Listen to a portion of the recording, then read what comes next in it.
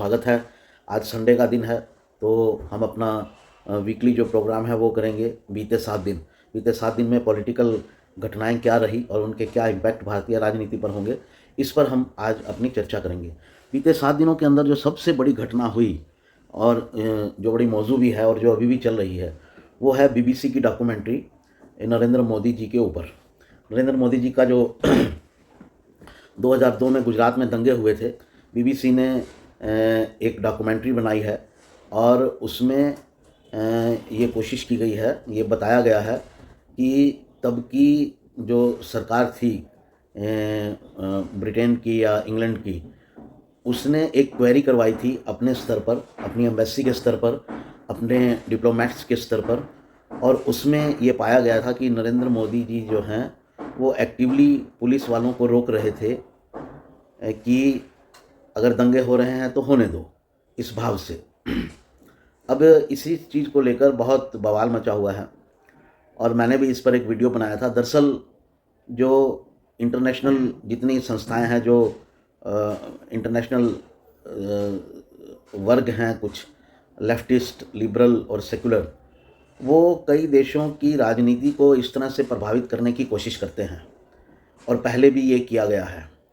और भारत में 2024 के लोकसभा के चुनाव होने वाले हैं, तो उसे देखते हुए मेरा मानना है कि ये डॉक्यूमेंट्री की गई है, क्योंकि भारत में जितनी संस्थाएं हैं उनमें ऐसी कोई बात नहीं पाई गई कि नरेंद्र मोदी जी जो हैं वो पर्सनली उसमें इन्वॉल्व थे।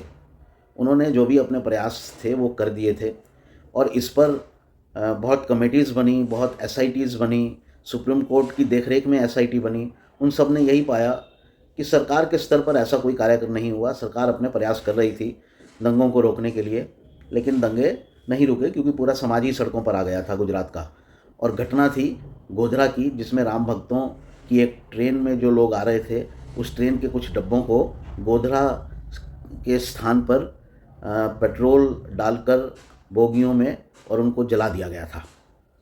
तो ये घटना थी और उसके बाद प्रतिक्रिया स्वरूप ये दंगे हुए, जिसमें सरकार ने अपनी तरफ से जो कर सकती थी किया।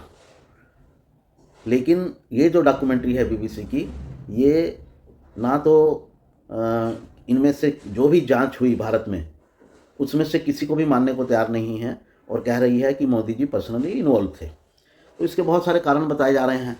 मोदी जी का स्टेचर निश्चित रूप से दुनिया में बड़ा है। G20 की अध्यक्षता भारत को मिली है।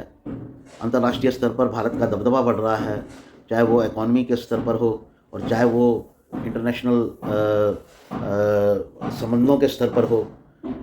भारत अपना राग जो है, भारत ने पकड़ लिया है और अपना राग गा रहा है और दुनिया को उसे सुनना पड़ रहा है। ये यूक्रेन और रशिया के युद्ध के दौरान समझ में आया कि भारत ने अपनी इंडिपेंडेंट राय ली, अपनी इंडिपेंडेंट व्यू लिया और उस पर कायम रहा। अमेरिका और वेस्ट की बात के आगे नहीं झुका। रशिया से पेट्रोल लिया, भारत को पेट्रोल सस्ता मिला। जब अमेरिका ने रशिया से एनर्जी लेने पर इनकार कर दिया या रोक लगा दी पूरी दुनिया में, तो भारत ने कहा कि हम तो लेंगे, और भारत इस बात पर अड़ा रहा और भारत ले रहा है। तो ये भारत के रुतबे को दिखाता है। पिछले दिनों भारत ने एक अपना साउथ ब्लॉक बनाया, जिसे साउथ ब्लॉक का नाम दिया गया 120 देशों का, और जिसमें दुनिया भर के 120 देशों के साथ भारत ने एकजुट होकर और अपना एक अलग रुतबा स्थापित करने की कोशिश की, जिसमें 120 देशों ने हिस्सा लिया, भारत का साथ दिया, सहयोग दिया, और भारत ने उनको एश्योर किया कि वो उनकी आवाज़ बनकर अंतर्राष्ट्रीय मंचों पर उभरेंगे, क्योंकि उनकी कोई आवाज़ नहीं बनता है। चाहे वो वेस्ट हों, चाहे वो जितनी बड़ी ताकतें हों, वो उनको सिर्फ एक्सप्लॉइट करते हैं। इनमें से बहुत सारे देश हैं, अफ्रीका के, दक्षिण अमेरिका के, और जो गरीब देश हैं उनकी कोई आवाज़ नहीं सुनता है। तो भारत का अपना एक रुतबा दुनिया में बन रहा है, उसे कैसे डाउन किया जाए, ये उस डॉक्यूमेंट्री का जो है वो पर्पस था। और अगले चुनाव को कैसे प्रभावित किया जाए, ये उस डॉक्यूमेंट्री का एक और पर्पस था। क्योंकि भारत का भी जो लेफ़्ट, लिबरल और सेकुलर और इस्लामी जो झुंड है, जो एक ग्रुप बना हुआ है, वो सब भी इंटरनेशनल संस्थाओं से ये अपील करते रहे हैं पिछले दिनों में कि भारत में किसी तरह से मोदी को रोका जाए। इसमें कांग्रेस के लीडर भी हैं जो पाकिस्तान में जाकर कहते रहे हैं कि मोदी को हटाने में हमारी मदद कीजिए।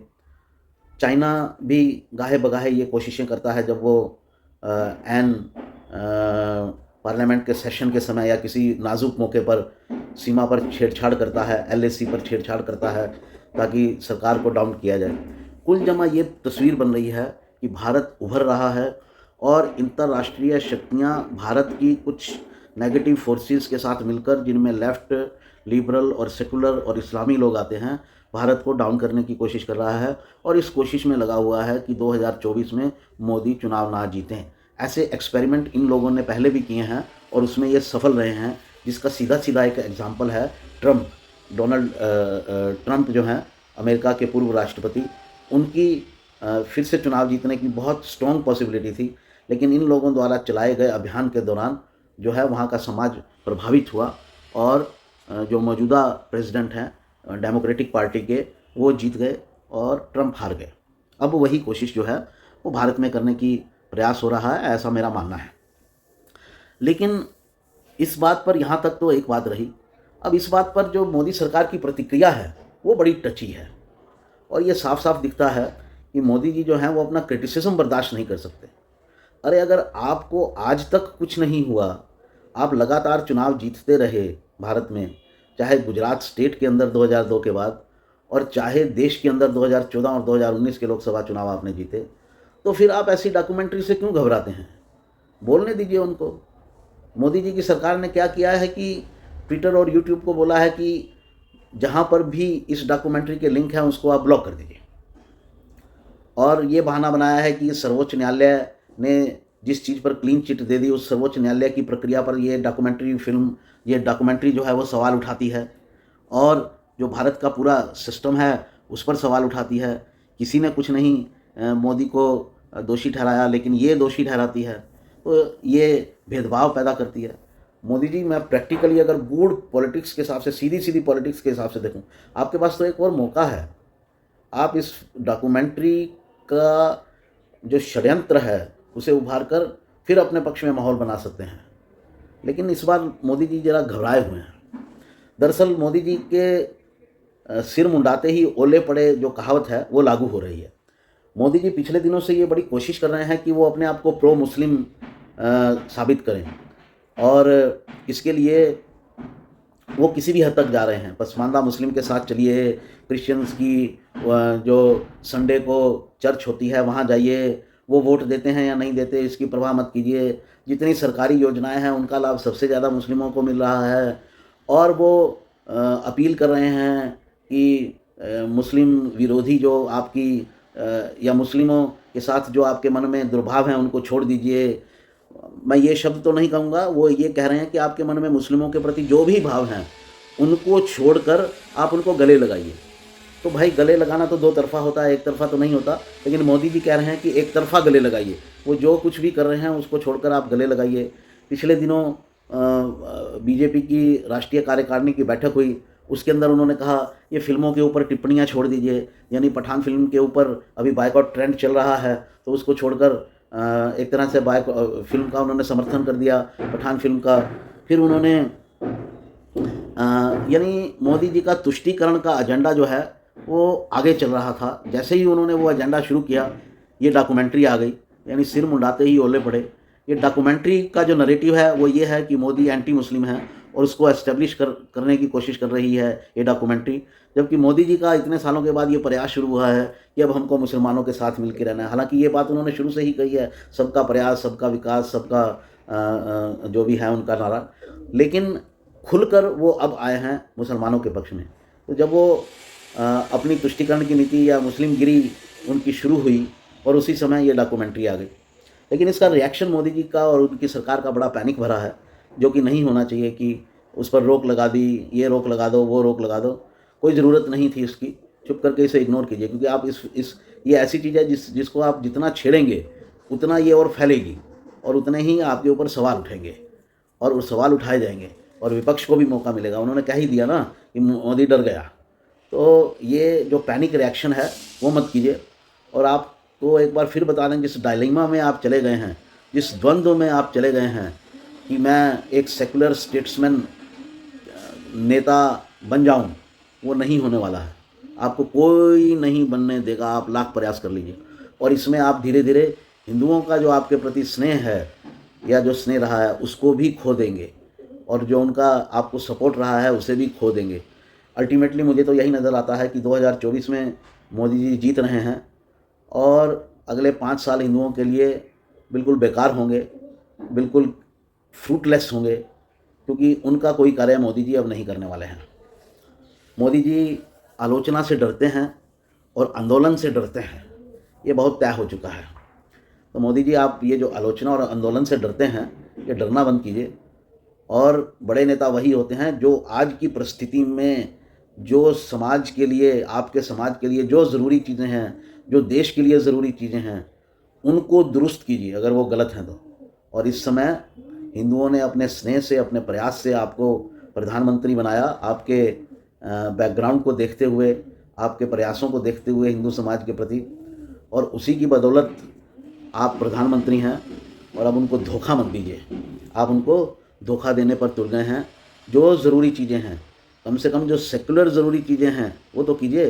पॉपुलेशन कंट्रोल, यूसीसी, ये सब ज़रूरी चीज़ें हैं, इनको तो कीजिए, वो नहीं करेंगे। तो एक चीज़ इस हफ्ते में पूरी ये तय होकर निकली कि मोदी जी जो हैं गुजरात के दंगे अभी भी उनका पीछा नहीं छोड़ रहे हैं, नंबर 1। और नंबर 2 वो ये है कि मोदी जी अपनी आलोचना और आंदोलन से डरते हैं और वो इसको बर्दाश्त नहीं कर पा रहे हैं। और तीसरी चीज़ ये निकली है कि वो अब एक सेकुलर नेता होना चाहते हैं, और सेकुलर होने की आड़ में वो मुस्लिमगिरी, अपीजमेंट जिसको कहते हैं, वो अपना रहे हैं। और ये ट्रेंड उन्होंने चालू कर दिया है। तो कुल जमा ये 3 चीज़ें हुई। इसके अलावा जो विपक्ष के स्तर पर एक बड़ी घटना हुई वो था तेलंगाना में बीआरएस की एक रैली खम्मम में, जिसमें बीआरएस यानी भारत राष्ट्र समिति, जो पहले तेलंगाना राष्ट्र समिति हुआ करती थी, केसीआर की पार्टी, जो इस समय तेलंगाना में रूल कर रहे हैं, मुख्यमंत्री हैं, उन्होंने अपना एक अलग गुट बनाकर पेश कर दिया। उनके गुट में जो लोग शामिल हुए उनकी उस रैली में, उस सभा में, वो थे केजरीवाल दिल्ली के मुख्यमंत्री, भगवंत मान पंजाब के मुख्यमंत्री, सीपीएम के मुख्यमंत्री केरल के, और सीपीआई के डी राजा, ये लोग शामिल हुए।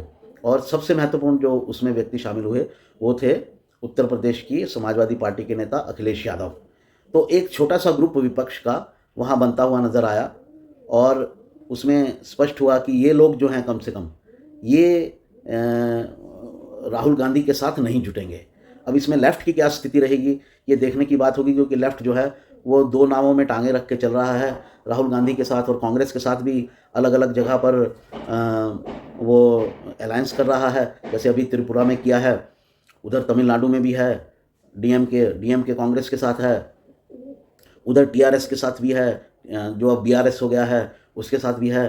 तो ये देखना होगा कि लेफ़्ट किस तरफ जाता है। लेकिन एक ग्रुप वहाँ पर खड़ा हो गया, और उस ग्रुप में प्रधानमंत्री के 2 कैंडिडेट ऑलरेडी हैं। एक अरविंद केजरीवाल, जिन्होंने तो स्पष्ट घोषणा कर रखी है उनकी पार्टी ने, और दूसरे स्वयं बीआरएस के नेता केसीआर, तो वो भी हैं। तो कौन प्रधानमंत्री होता है, यानी विपक्ष के 3 प्रधानमंत्री के कैंडिडेट तो अब तक सामने आ चुके हैं, जो घोषणा कर चुके हैं कि हम जो हैं वो प्राइम मिनिस्टर होंगे। इसके अलावा एक जो और पॉलिटिकल घटना घटी वो ये थी कि मायावती ने मना कर दिया, उन्होंने साफ कर दिया कि मैं तो अकेले चुनाव लड़ूंगी। तो एक धारा जो 2024 के संदर्भ में बह रही है भारत में, वो है मायावती की। वो ऐसी पार्टियां जो अकेले लड़ना चाहती हैं, और फिर इलेक्शन के बाद देखेंगी क्या होगा। मायावती की पार्टी एक इम्पोर्टेंट पार्टी है उत्तर प्रदेश की, और हालांकि पिछले चुनाव, विधानसभा के चुनाव में उसका परफॉर्मेंस बहुत अच्छा नहीं रहा था, 12-13% ही वोट उसको मिला था, और एक ही सीट आई थी। लेकिन पिछली लोकसभा में उसने 10 लोकसभा की सीटें हासिल की थी। तो एक इम्पोर्टेंट पार्टी होकर उभर सकती है कभी भी, इससे इनकार नहीं किया जा सकता है। तो एक घटना ये घटी, और मोटे तौर पर देखा जाए तो ये घटनाएं हैं। राहुल जी की जो भारत जोड़ो यात्रा है वो चली रही है, 30 तारीख को उसका समापन होना है, और कांग्रेस की तरफ से 23 पार्टियों को बुलाया गया है, 23 पार्टियों के नेताओं को इनविटेशन दिया गया है कि वो आएँ इस समापन सभा में शामिल हों। अब ये देखने वाली बात होगी कि उन 23 में से कौन कौन लोग आते हैं, और जो लोग आएंगे वो एक इंडिकेशन होगा कि वो एक ग्रुप का हिस्सा बनने को तैयार हैं, जिसकी अगुवाई कांग्रेस करेगी। और कांग्रेस में जिन्हें पेश किया जाना है वो राहुल गांधी हैं, यानी राहुल गांधी को प्राइम मिनिस्टर का चेहरा पेश करते हुए वो ग्रुप लड़ेंगे उस 2024 के चुनाव के अंदर। तो अगर विपक्ष की आज की स्थिति देखी जाए तो अभी 3 धाराएं बह रही हैं। 3 धाराएं, एक तो बीआरएस का ग्रुप हो गया, एक कांग्रेस का ग्रुप हो गया, और तीसरा जो धारा है वो है जो इंडिपेंडेंट ही रहना चाहते हैं, जो ना इधर जाना चाहते हैं ना उधर जाना चाहते हैं। इसके अलावा एनडीए का ग्रुप तो रहेगा ही रहेगा। अब एनडीए में भी देखना होगा कि बीजेपी जो है वो किन किन पार्टियों को साथ लेके लड़ती है या अकेले ही लड़ती है। बाद में देखा जाएगा चुनाव के बाद क्या होगा, तो ये भी एक देखने की बात होगी। तो साथियों, बीते 7 दिनों में ये पॉलिटिकल मेन घटनाएं थी। एक बड़ी घटना जो सोशल स्तर पर थी वो थी कि सुप्रीम कोर्ट में जजों की नियुक्ति कैसे हो। तो ये एक बड़ा विषय चल रहा है। इस पर जो केंद्र के कानून मंत्री हैं रिजिजू, उन्होंने लेटर लिखा चीफ जस्टिस को कि केंद्र की राय भी इनमें ली जाए, और उसमें केंद्र की राय ली जाती है, केंद्र के पास नाम भेजे जाते हैं। अभी ये सिस्टम है कि एक कॉलेजियम होता है सुप्रीम कोर्ट के जजों का, वो ये तय करता है कि किसको जज के रूप में स्वीकार किया जाए, हाई कोर्ट के जज के रूप में और सुप्रीम कोर्ट में जज के रूप में। वो इन नामों को सरकार को भेजता है। सरकार इनमें से कुछ नामों को अप्रूव कर देती है, जिन पर उनकी आपत्ति होती है उनकी आपत्ति लगा के उसको वापस भेज देती है कोर्ट को। कोर्ट अगर उनमें से जो नाम आते हैं वापस उनको दोबारा भेज देता है सरकार के पास, तो सरकार की ये मजबूरी है कि उनको नियुक्त करना ही है सरकार को। ऐसा अभी सिस्टम बना हुआ है और इसे लेकर बहुत बहस चल रही है। इसमें माना जाता है कि इस सिस्टम में कोई ट्रांसपेरेंसी नहीं है। जज अपने चहेतों को, भाई भतीजों को उसमें लगाते रहते हैं कोर्ट में, और सिस्टम जो है ये बहुत ख़राब है। इसको ठीक करने के लिए एक नया तरीका निकाला गया था, एक कानून लाया गया था, NGAC, national judicial appointment committee करके, कि कैसे इनकी सिलेक्शन होगी जजों की और कैसे पूरा सिस्टम चलेगा। और वो सिस्टम जो था वो मेरिट बेस्ड था, लेकिन सुप्रीम कोर्ट ने ही उसे खारिज कर दिया, उसे कॉन्स्टिट्यूशन के विरुद्ध बता दिया। अब भारत का जो सुप्रीम कोर्ट है वो अपने आप में एक अथॉरिटी बनना चाहता है, जो कि जायज़ नहीं है। इस देश के अंदर सबसे सुप्रीम है जनता। अगर जनता कुछ चाहती है तो वही चीज़ होगी, और अगर जनता की चीज़ को एक जज, मान लीजिए जनता की राय को रिफ्लेक्ट कौन करता है, उस समय की सरकार, और वो सरकार अगर कोई कानून बनाती है तो वो जनता की राय मानी जानी चाहिए, और उस पर सुप्रीम कोर्ट का एकाधिकार नहीं होना चाहिए खारिज करने का। बजाय इसके कि ये व्यवस्था इस तरह से चले कि सुप्रीम कोर्ट जिसे खारिज कर देगा सरकार को उसे मानना पड़ेगा। ये ऐसी होनी चाहिए कि अगर सुप्रीम कोर्ट के खारिज करने के बाद भी सरकार इसे फिर से पेश कर दे तो सुप्रीम कोर्ट को उसे मानना पड़ेगा। इस मुद्दे पर कभी विस्तार से चर्चा करेंगे, थोड़े समय में ये समझ आने वाला इशू नहीं है, क्योंकि इसमें बड़े सारे टेक्निकल एस्पेक्ट्स हैं। लेकिन सुप्रीम कोर्ट में और इंडियन कोर्ट्स में जो भी हो रहा है वो ट्रांसपेरेंट नहीं है, जायज़ नहीं है। करोड़ों केसेस पेंडिंग पड़े हैं। आप जाइए, छोटी छोटी, जिसने कोर्ट का तरीका देखा है और थोड़ा सा भी समझदार है कि जजेस कैसे टाइम वेस्ट करते हैं, और अननेसेसरी 2-2 साल तो अननेसेसरी कागज़ इकट्ठे करने में लगाए जाते हैं, जो काम लोअर एंड पर क्लरिकल लेवल पर हो सकता है, जिसमें जज की कोई ज़रूरत नहीं है। मैंने तो बहुत भोगा है इनको, इसलिए मैं कह सकता हूँ कि अननेसेसरी है और उसमें तेज़ी लाई जा सकती है। कोर्ट की प्रक्रिया को तेज करने के बहुत सारे तरीके अपनाए जा सकते हैं। ब्लैक एंड वाइट केसेस जो होते हैं ना, जिसमें साफ पता है कि ये आदमी सही है ये गलत है, वो भी 6-6 8-8 साल निकल जाते हैं उसमें भी। इस तरह का जो है वो सिस्टम ख़राब है। तो साथियों, इस पर फिर किसी दिन चर्चा करते हैं। हालांकि ये मुद्दा बड़ा मौजू है और बड़ा हॉट है अभी, फिर भी किसी और दिन चर्चा करके इसको समझने का प्रयास करते हैं कि क्या चल रहा है और क्या होना चाहिए। तो बीते 7 दिनों में साथियों ये घटनाएं थी, पॉलिटिकल घटनाएं। एक बार फिर इनको ब्रीफ में ले लेते हैं। पहली घटना ये कि मोदी को हटाने के लिए जो लेफ़्ट, तथाकथित लेफ़्ट, लिबरल और सेकुलर मीडिया है और इस्लामी जो गठजोड़ है, वो अंतर्राष्ट्रीय स्तर पर प्रयास कर रहा है। ऐसे प्रयास उसने पहले और देशों में भी किए और वो कामयाब हुए। दूसरी चीज़ ये कि मोदी जी इससे घबरा गए हैं और डॉक्यूमेंट्री को बैन कर दिया गया है एक तरीके से, जिससे ये बात और भड़क रही है।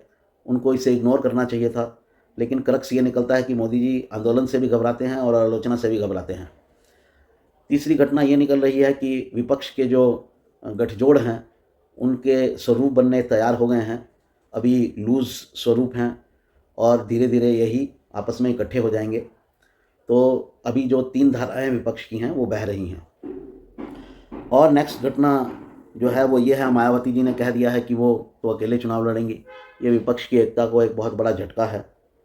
और चौथी जो घटना है, जो आखिरी मुद्दा है कि राहुल जी की यात्रा चल रही है और 30 तारीख नज़दीक आने वाली है और इसके बाद जो है काफ़ी पॉलिटिकल डेवलपमेंट होंगी। कई सर्वे भी आएंगे कि उनकी इन यात्रा का क्या लाभ हुआ, कुछ हुआ भी या नहीं हुआ। यात्रा जब दिल्ली के करीब आई थी तो काफ़ी हल्ला हुआ था, दिल्ली से दूर थी दक्षिण की तरफ तब भी हल्ला नहीं हुआ, और दिल्ली से दूर हो गई अब उत्तर की तरफ तो तब भी हल्ला नहीं है। और अंतिम जो बात जो चल रही है, जो कश्मकश, वो इंडियन जुडिशरी और एग्जीक्यूटिव में आपस में जो है दनादन चल रहा है कि जज बनाने का क्या तरीका होना चाहिए। तो साथियों, ये थी पिछले 7 दिनों की बातें। फिर हाजिर होते हैं किसी नए टॉपिक के साथ, किसी नई चर्चा के साथ। उम्मीद करता हूँ साथियों आपको मेरे ये विवेचना पसंद आती होगी। अगर पसंद आए तो इसे शेयर कीजिए, लाइक कीजिए, मेरे चैनल को सब्सक्राइब ज़रूर कीजिए और नोटिफिकेशन की बेल भी ज़रूर दबाइए, क्योंकि उसी से ही आपके पास सूचनाएं पहुंचती हैं। नमस्कार। वंदे मातरम।